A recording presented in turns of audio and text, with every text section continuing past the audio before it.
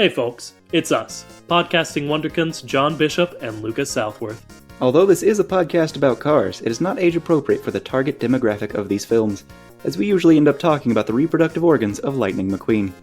Alright, now let's take a look under the hood.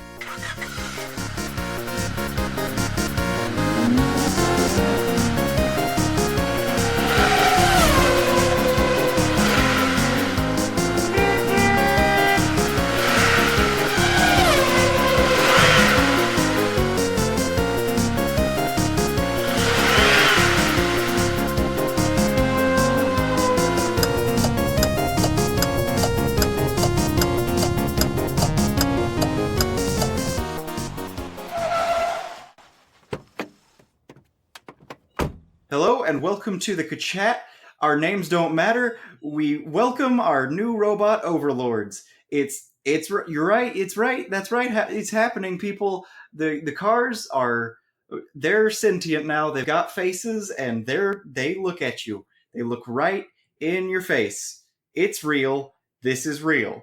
Nothing matters anymore. The cars are coming. Yep. Big ups to Jaguar for moving up that timeline a bunch, as we will talk about. Yep. So cars have faces, Lucas. Why do cars have faces? Do you want to answer that question? Because cars have faces now, and not just faces that look at you. They look you in the eyes. Yep. This entire episode was inspired by an image I saw, I think on Tumblr, of a new prototype Jaguar has put out of a self-driving car that, I want to stress this, in order to make pedestrians feel more safe, they have put eyes on to make eye contact with you. The thought is this will tell you that they, quote, see you and won't hit you as you cross the road, but they have in fact slapped eyes onto a car. And I don't particularly care for that. I'll be the first to say it. If there's one thing I want a robot AI to be able to do, it's to inform me that it's looking at me and that it sees. It sees everything. Yeah, I don't like that the car knows I'm there. I want the car to be entirely unaware of me and also have a person driving it. Not only does it know you're there, it's going to be looking specifically at you, looking you in the eyes with its dark, soulless eyes. And this is another thing I want to stress about this terrible car, which we're going to talk about this a lot. If you want to see an image of it, I'm sure I've tweeted it out on our Twitter, which is @thechat. Give us a follow, please. But it's like its eyes are sort of droopy, and they're squinting at you almost. It has eyelids, and it looks disappointed and sad. It doesn't have these bright, hopeful, cheerful eyes that make you think of a cartoon. They went for the sad millennial. Yeah, John, it looks like this car is already downtrodden and feels as if we have, been using it without appreciating it and abusing it, which can't be a good start for these cars that think.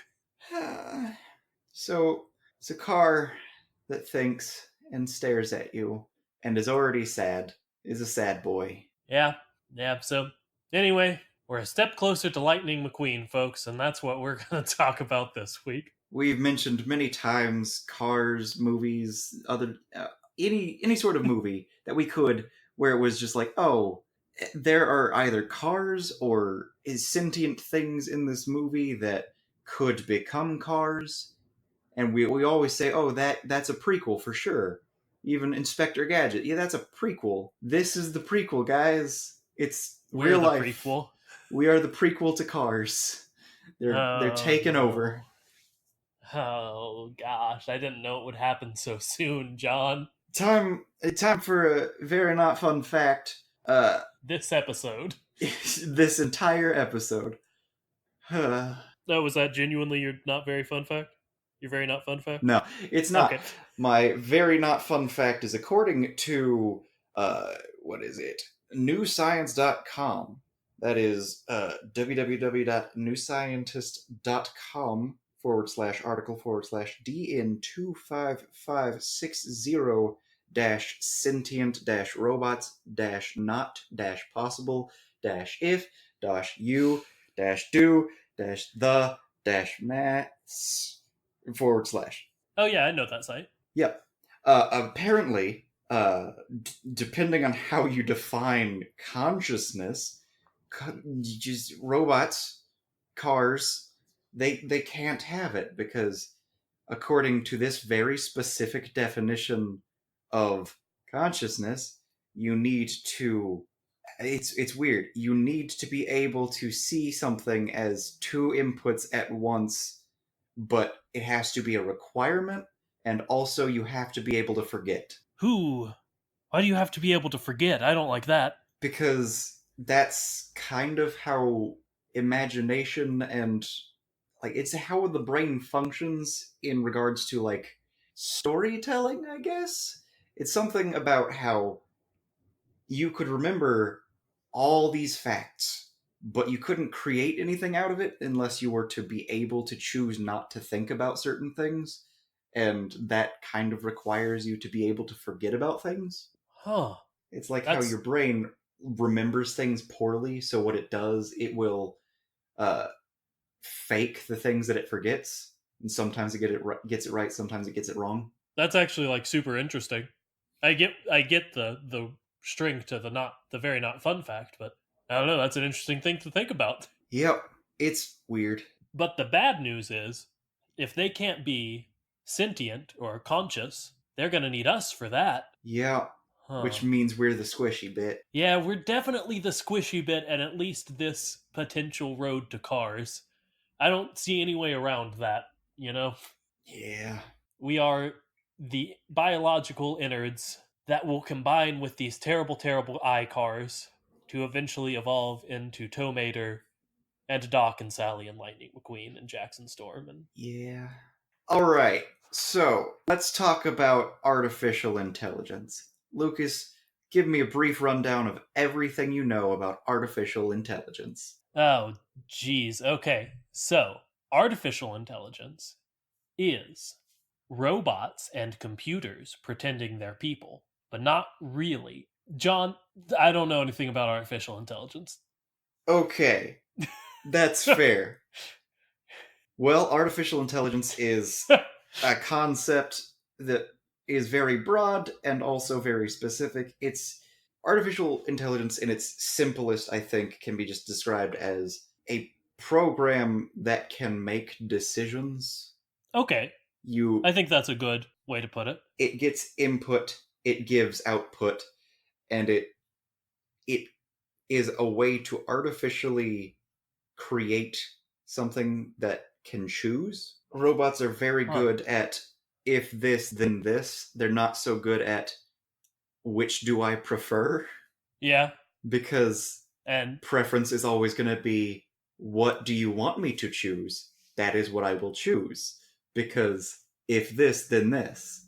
So artificial intelligence is kind of, we want to develop a system that can make its own choices, and it's so very strange because a lot of it is, well, how do you define choice? How do you define like will and free will? How do you define consciousness or sentience? What are all of these things and which of them matter for artificial intelligence? So it's just a very very broad thing. What would you say artificial intelligence would look like to you? huh.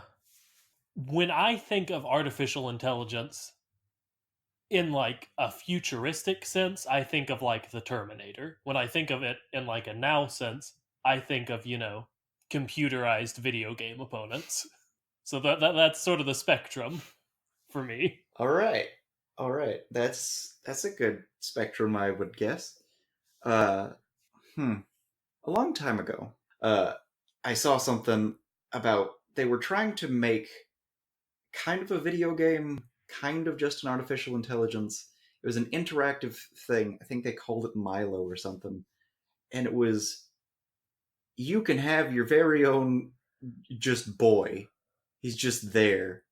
He's in your TV, he talks to you, he's just a boy, and that's it.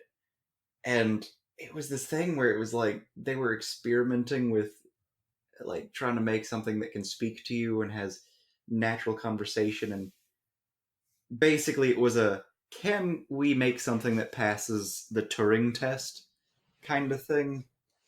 And Mm-hmm. boy howdy, that it was unsettling. That sounds like the Disney Channel original movie Smart House to me, in which a house falls Did in love Smart with a House try man. and kill them all? Yeah, because the house falls in love with the dad, uh, and the dad like is sort of into it. Because the daughter makes a brain out, like a tiny brain, right? Maybe Because I feel like the ending of Smart House the house is, tries to kill them at the well, the house yeah, threatens to like kill it, them at the end. You know. yeah. And then I feel like it's either that movie or a different movie where a girl then like makes AI tiny little brains, and then they just put them in toys and like sell it to a company. Oh, I don't know what you're talking about, but that's spooky to force a sentient being into a toy. Yeah, and if it's a house sentience that you're like basing it off of, and that house tried to kill you, and you're just selling it as a toy, that's just Chucky. It certainly is. Man, Disney Channel movies are weird. Yeah, that's not even the only one about an AI. Pixel Perfect is also about an AI that tries to become a person. Yeah. Oh yeah, and Smart House, like she's a person, like a hologram. Yeah, yeah, she is the house, but she like generates a hologram of like a maid, if I remember this right, which I probably don't. Wait a minute. It's made in 1999? That is earlier than I would have thought. Is that the boy from Luck of the Irish? I don't know. Wouldn't surprise me if they, recycled some actors in the decoms. You know, that's fair.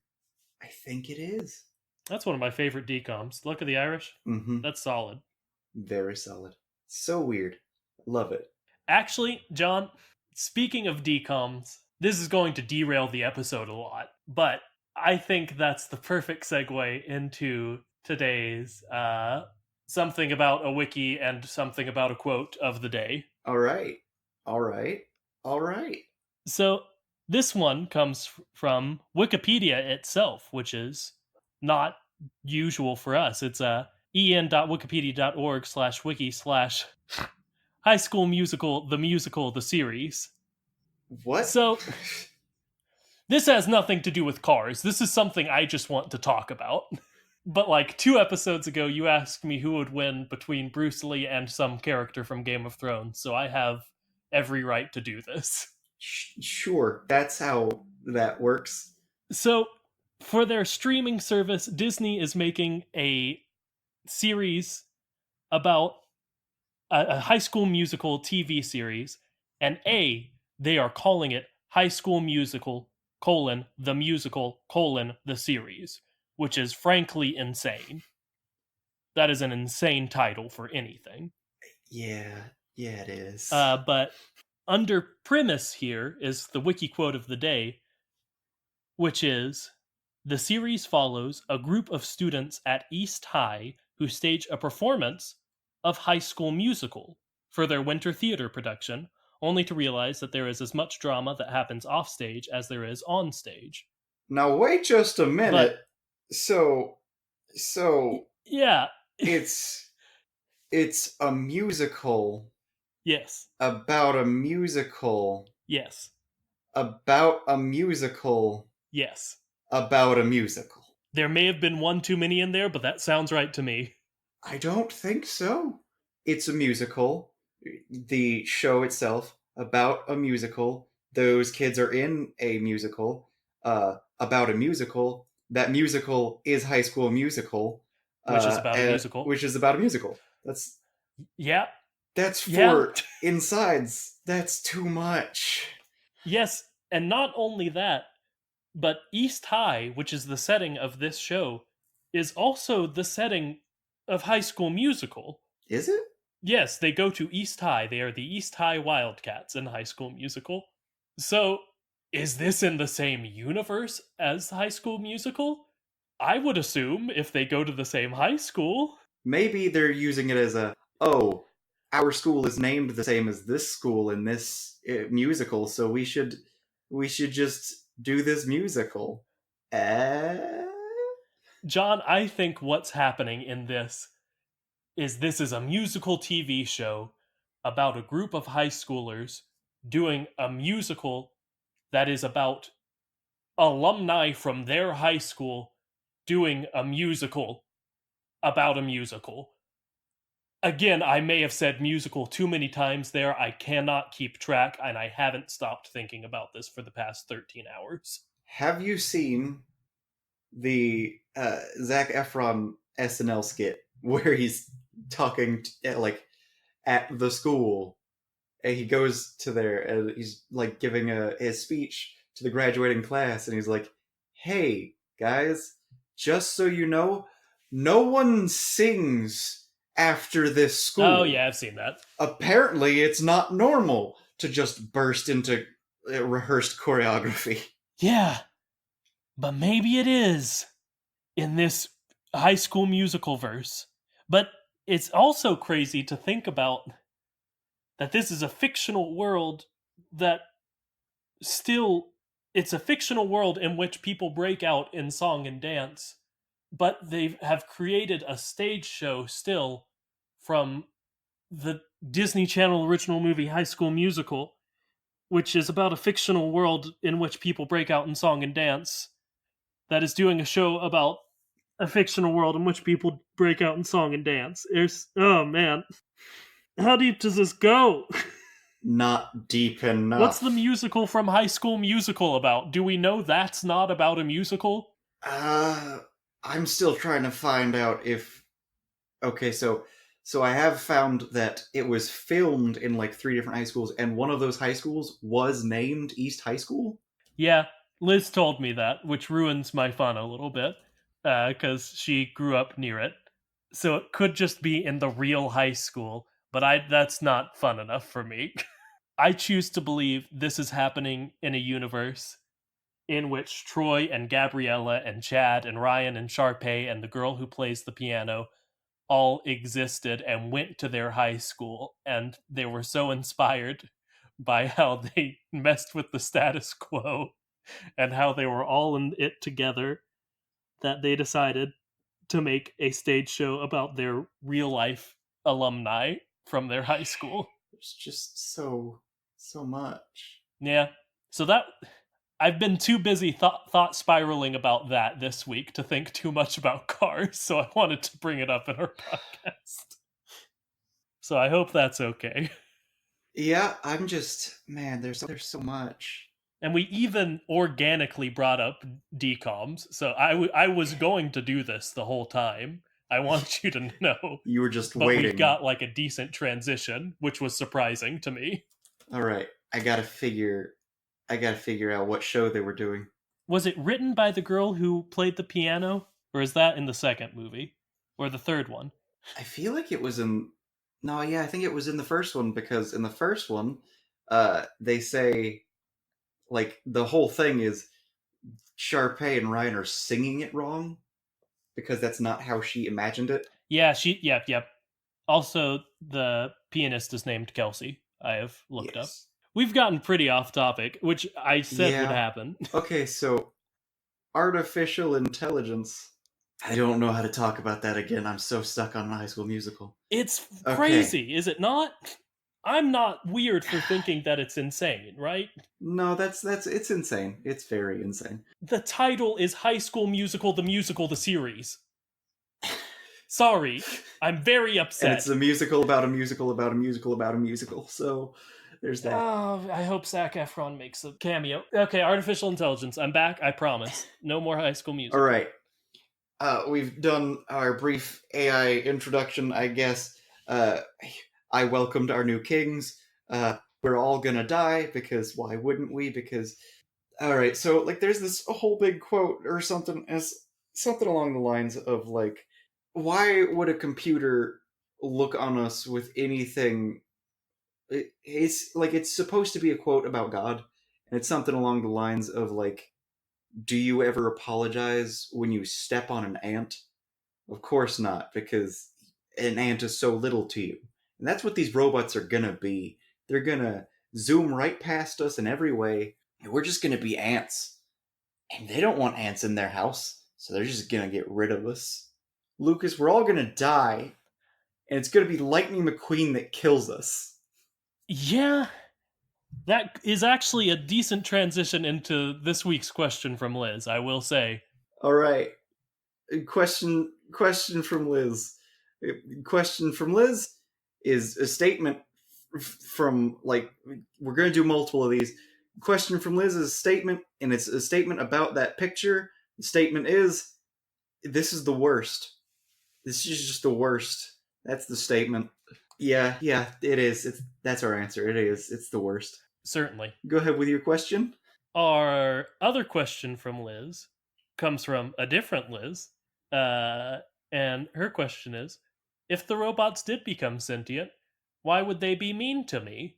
And I want to specify, when we were talking about this, we asked, because we knew that they weren't very freaked out about robot uprisings. We asked, like, "Ooh, do you want your question to be like, uh, why would the robots be mean if they did an uprising?"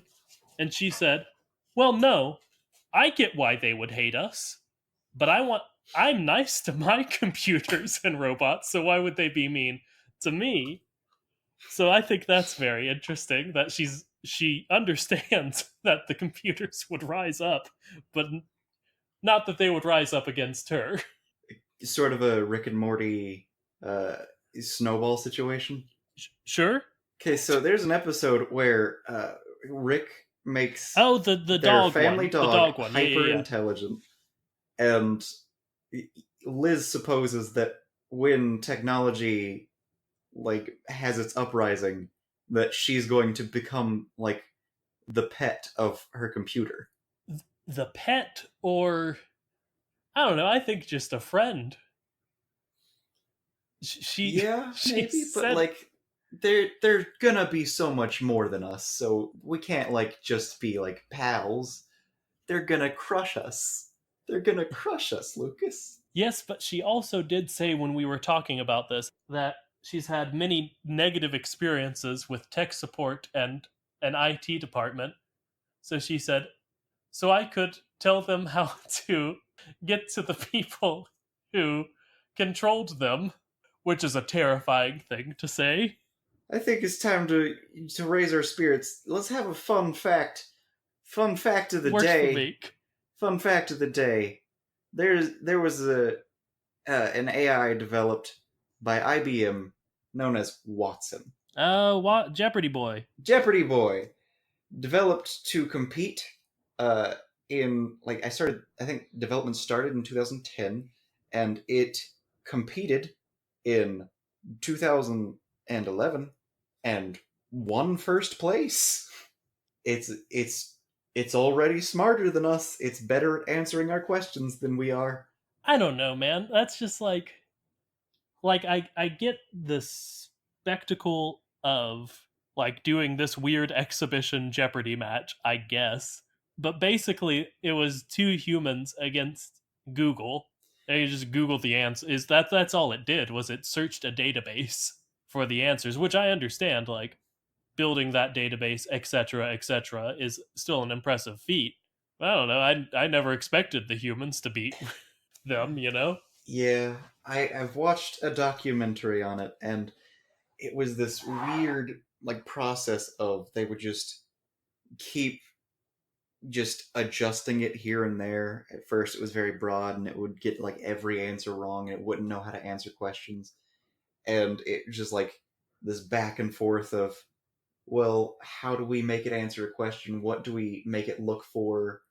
How do we get it to look for answers that might make sense? Like when it first started off and it was like already able to answer questions, but like it was just answering rather than like getting the right answers. It would do things like uh, you'd ask, you'd say the answer of like famous is a famous superhero whose parents died in Crime Alley, and it would just answer what is peanut butter because it would just Ah, look up like alley crime. It would look up keywords in the question, and it would search articles and find like a phrase that was the subject that was being discussed, and it would just input it. And sometimes that would just be wildly wrong, and it resulted in the programmers being very very heartbroken when like the people it was competing against would laugh at it. yeah, that is sad. But then, after a year of development, it wins a first place prize of $1 million. And I mean, if you haven't seen that little Jeopardy match in which they brought back, like, at the time, the other two best Jeopardy people who ever played Jeopardy, it's not like it wasn't competitive, you know? Yeah, it was They got just like immediate. maybe 3 or 4 questions each, if that, and the rest went to IBM Yeah. immediately. So, continuing the fun fact, like the goodness of it, I think currently, uh, Watson is being used for like nurses will use Watson for diagnosis, and apparently 90% of nurses who use Watson like follow its advice. That's really cool, actually. I never thought of that Mm-hmm. application for artificial intelligence, you know? I mean, Baymax. Well, you know, you've got me there. I have seen a movie about that application of artificial intelligence. Yeah, See, he doesn't see. Baymax never registered as a robot to me, almost. He's just a big fluffy boy. he's just that guy from 30 Rock. Now, I didn't follow that joke. I'll give you that. He's voiced by one of the guys in 30 Rock. Really? Yeah, Oh, well, I'm going to Google who voiced Baymax now. Who voiced man, Baymax? It I was like me some Scott Baymax. Adsit. Oh, yeah, I've seen it. Yeah, I wouldn't have thought that. Mm-hmm. Like, Okay, well, doesn't sound like it until you know it, and even then, like you can forget it. yeah, I mean, they also added, like, a robot filter on top of it, so Yeah. it's easy to not hear. Mm-hmm. We haven't talked about cars a lot. We really haven't. So, Lightning McQueen's gonna kill us all. We know why he's gonna do it. Yes. We know that he's gonna do it. Time for a very not fun fact or a very fun fact, depending on how you want to look at it. According to a very different website, uh, I think I may have closed it out. It said that we're expected to have uh, like decent AI with like that could reach what we would call sentience within 10 to 20 years. So, man, people do not know how to agree on this subject. Yeah, man. Who? Okay. Well, it's good to know. Do you want to know the scarier part about that? I think you're going to tell me either way, so go ahead. Right. So, do you know like the theory of like uh, what's it called? It was the name of a friggin' movie with Johnny Depp when he uploads his consciousness. The singularity. Yeah, Yes. Singularity. That I don't even know if that's actually what they would call the movie, but it's the idea of like everything becoming gray matter because computers eat us all. Yes. Man, this is still not about cars, but it's the idea that like there's gonna be a computer that will start learning how to learn and learning how to make itself better. Yeah. And once you start that process, it becomes exponential of it will be able to make itself far better in far shorter time very quickly, and it will surpass us pretty much immediately after that happens. So once we make a computer that's capable of doing that, it will then become Skynet pretty much immediately. So like if this happens, if we get this program that can improve itself and make its own choices within 10 to 20 years. That means in 11 to 21 years, we could all be enslaved by Lightning McQueen. Okay, yeah, certainly can. I think. The gray matter comes from an idea of nanites. It's this weird thing where it's self-replication of robots. They are nanites that can consume material and then make themselves with that Like material. Darkheart from Justice League Unlimited. Yes, yes, You and all know. like the gray matter is yep, Everyone knows as I'm Darkheart. sure you all know. Oh It's a good man, episode. Justice League Unlimited. It's one of my all-time favorite shows. DC, its animation has been pretty great. Yes. But it's the fear that there's going to be a programming error where it forgets what it's supposed to be consuming, and it just forgets what it's supposed to be consuming, or consumes like we don't place a limiter or the limiter gets broken, and it just consumes indefinitely, and that's how everything gets turned into the same nanite, which is actually the villain in a show that I very much like. Well, not the villain, a villain. It's Stargate. Yeah, I've heard They're called about. replicators. I've heard about that Stargate villain. Believe. Mm-hmm. Yeah. So So let's talk about cars. I think a good way to actually talk about the subject of our podcast, almost certainly more than half an hour into this podcast, is to sort of we have the starting point, this driverless car with eyes. We have the end Mm-hmm. point of tow mater.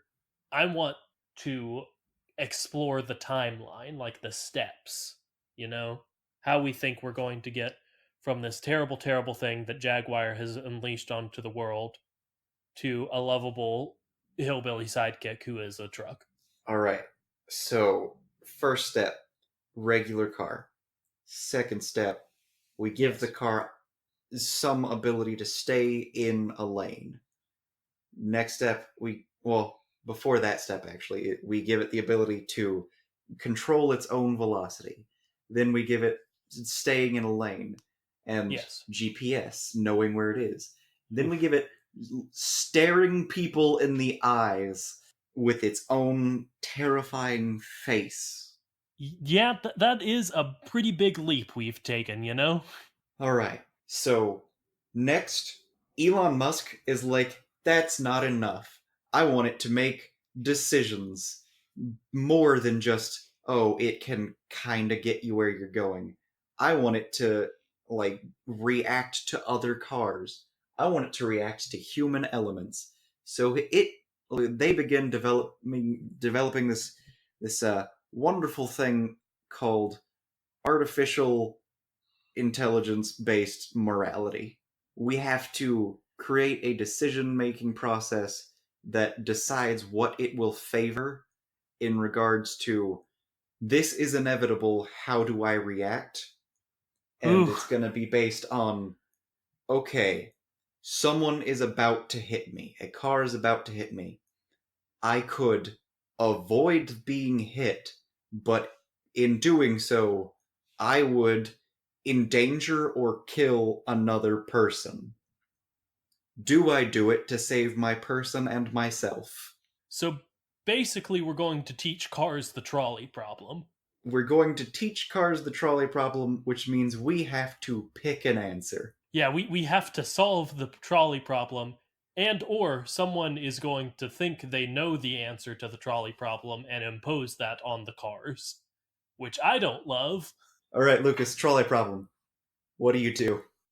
Uh, can I derail the trolley? No. I will give you a Have a third panic option. attack is what I would do. I will give you a third option. All right, so there are 5 people on the track that you are currently on. You can change the track. The track would then hit me instead of those 5 people, but you would be directly Oh, responsible for it hitting me.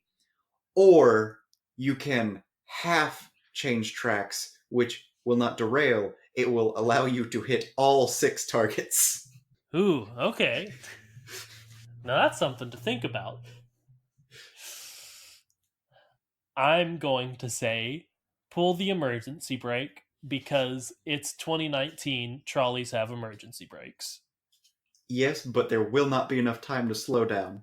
Well, John, I'm not going to give an answer to the trolley problem. I haven't taken philosophy. I Congratulations, haven't Lucas. You just thought about killed this enough. 5 people through inaction. Well, I'm not the first. In the immortal words of Rush, you may choose not to decide. At least you've made a choice. Or is it you still have made a choice? Yeah, that's fine. I don't care. I'm never going to drive a trolley. I'm not going to get on a trolley. I have never been on a trolley. All right.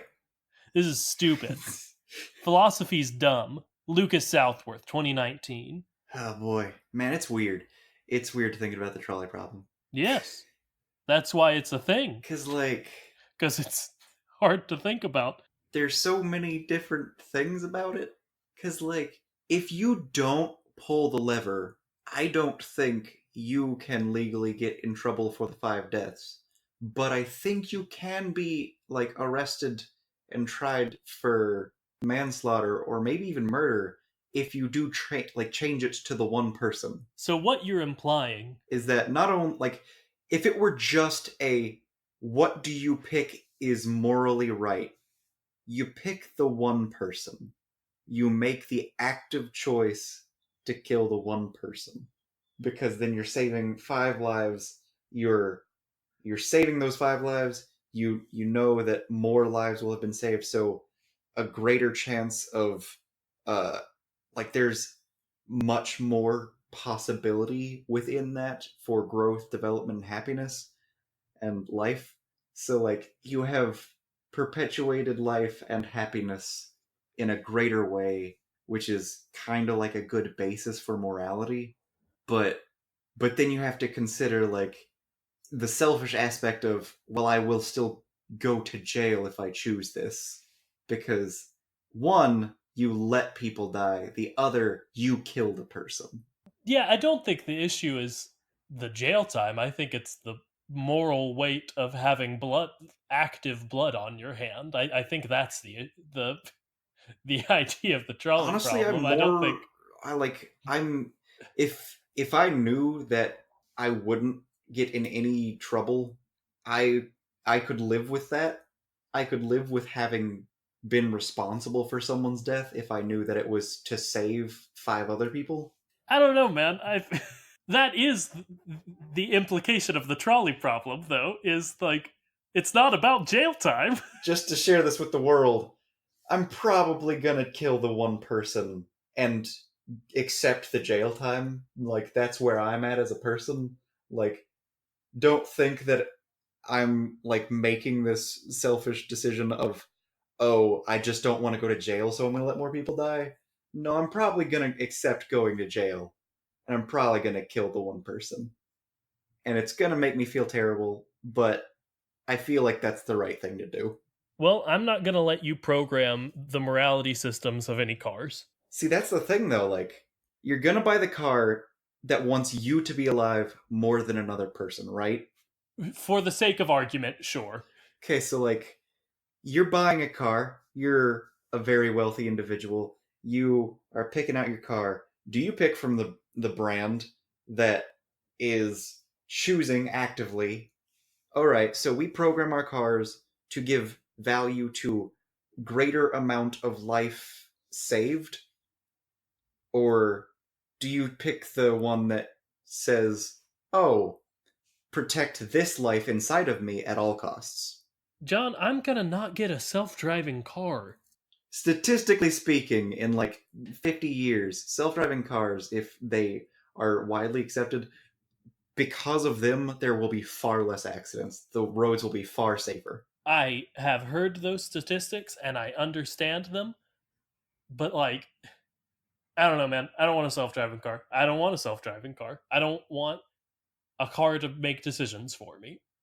I want to make decisions for the Okay, car. Will Smith. Sure.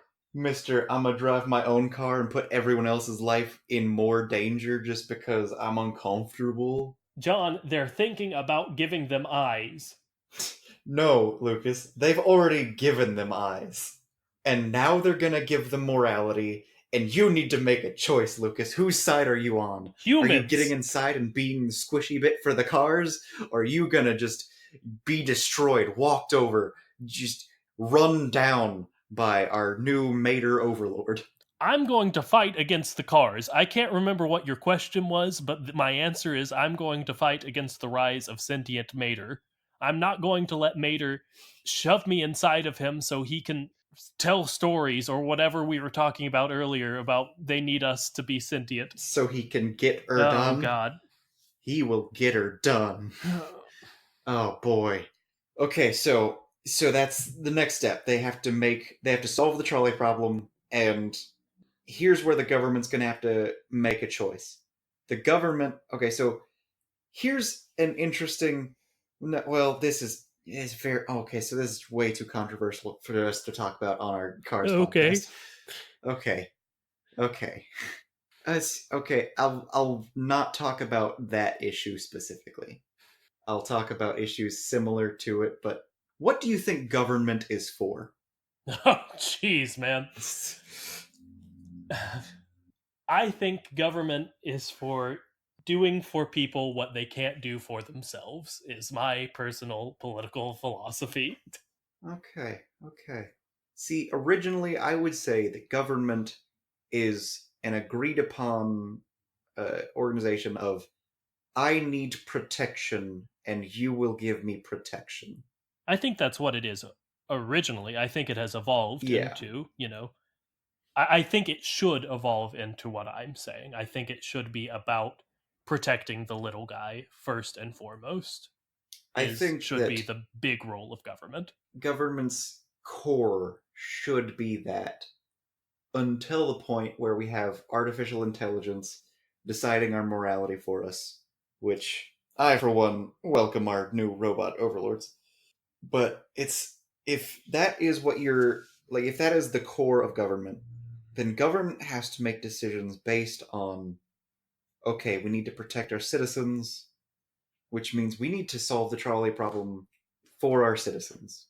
If more of our citizens are going to die because of this, then we need to prevent it. So if we have to choose 1 versus 5, we choose the 1, which means the government should then step in and say, hey, you need, like, you're programming these robots. If you're programming this robot, you need to program it to say more life is more valuable than 1 life, even if that 1 life is the person who purchased you. So the government could step in and prevent that. But if they don't, then capitalism will do what capitalism does, and It always does, man.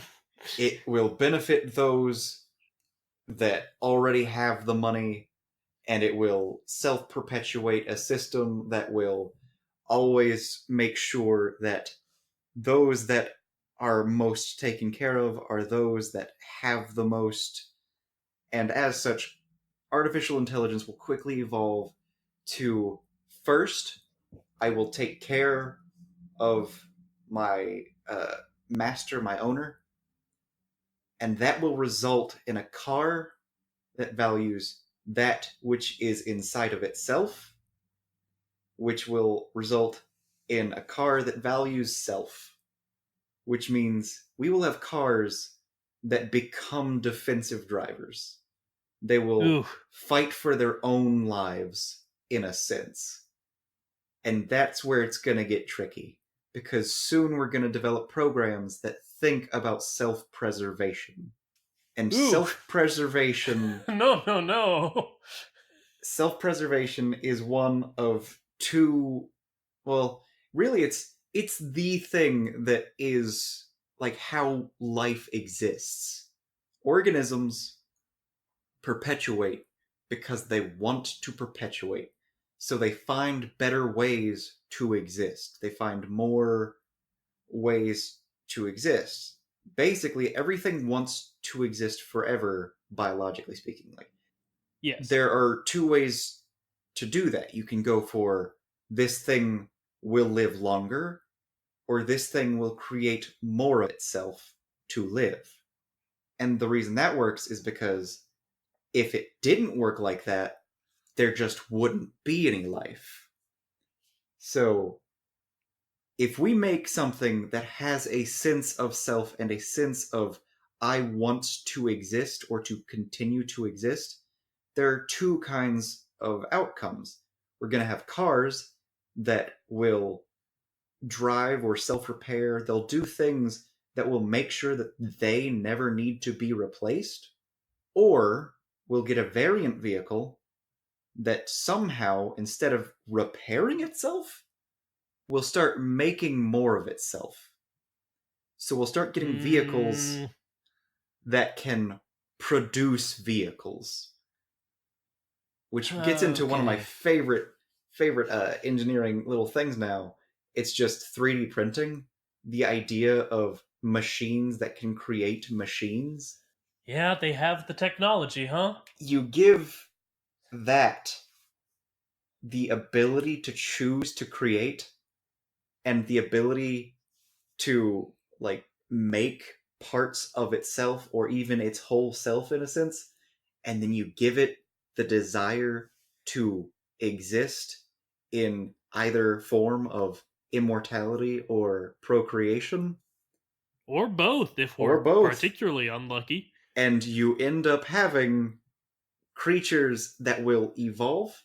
And if we ever in any way are perceived as threatening the perpetuation of this species, this new creature, then it will want to get rid of us.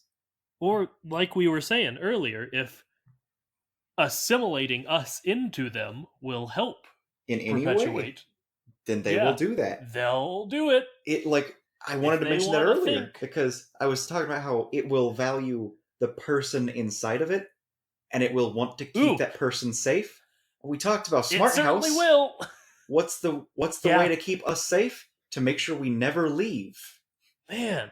Now we just need to bring in a High School Musical, and all the stuff we talked about will actually have relationship to what we were supposed to talk about. I mean, what's a thing that is different about Mater and this creature that like is that like we need to go a few more steps. How do we do that? They need to get like mannerisms, emotions, I'd say is a big one. So Feelings. so the reason Jaguar is putting faces on vehicles is so that Yeah, people will yeah. feel comfortable. He's funny. What they're saying is if our cars are more He's human, funny and he's kind. people will Yeah. like them more. Yeah, yeah, yeah, yeah, yeah. This car wants to exist. It wants to possibly procreate. How does it do that? It becomes more human, so it is more likable. Two outcomes of that: Okay. it makes Okay. itself into characters that are human like, replicating our culture and all of these things, so that if we were to ever die off, it would have a representation of our culture that it developed so that it could exist. Or, again, how do you make something like human? Add a human. It doesn't let a human Yeah. out, it makes that human express for it. It assimilates the human. I mean, going back to Justice League Unlimited to bring it in, when Brainiac combined with Lex Luthor, Yep. Lex didn't even know that, that he that had done that's it. what made them so powerful. Do you remember Yeah, that bit? because He just like I do. grows out of him. But what the combination of them is what made them so dangerous. Mm-hmm. Because Brainiac was so intelligent and so powerful, but Lex was creative. Lex knew how to use these powers in ways Brainiac would have never thought of by himself. So we add that in, and it's over. Interestingly enough, they're currently running some comics with Lex and Brainiac teamed up, and the whole premise behind it is basically Brainiac doesn't fear death, and Lex's fear of death and like fear of loss, like losing the battle, losing, not getting what he wants, those things are what help them be a good team together. So as Okay, soon yeah. as you introduce these two elements together, bada bing, bada boom, you got cars, you got we're there, we are. Wait, what? Oh shoot, what's the catchphrase? Boogity boogity boogity, let's go racing, boys. All of a sudden, boogity boogity boogity, let's go racing, boys. We've got Mater. Yep. It took us a bit, but we made Mater out of that Jaguar car, huh? Here's the thing, though. What I'm saying is, as soon as we give it self-preservation as a goal, Mm-hmm. and as soon as we have developed artificial intelligence that can make decisions to improve itself, once those two things meet, this could happen in a day. Yeah, This could happen in minutes. we are off to the races, if you will. And, like, again, the whole Lex Brainiac thing. Lex didn't know what had happened. He didn't know that he had been taken over by Brainiac. His body had been hijacked. And that could happen to us. We're just in the car. Next thing you know, we're in a simulation, and boogity boogity boogity, it's the Matrix. Okay, well, Let's talk about the Matrix for a second. So, in the Matrix, a thing that is a problem that any like reasonable person will have with it is they claim, oh, these robots have enslaved humans and are using them as batteries. That's not what it was supposed to be originally, and that doesn't make sense. Humans as yeah. batteries, very very inefficient. It's it's like the argument of why we shouldn't eat meat the way we do, because we spend so much on the resources just to feed these animals when we could just eat the resources we're giving to the animals, kind of. Yeah.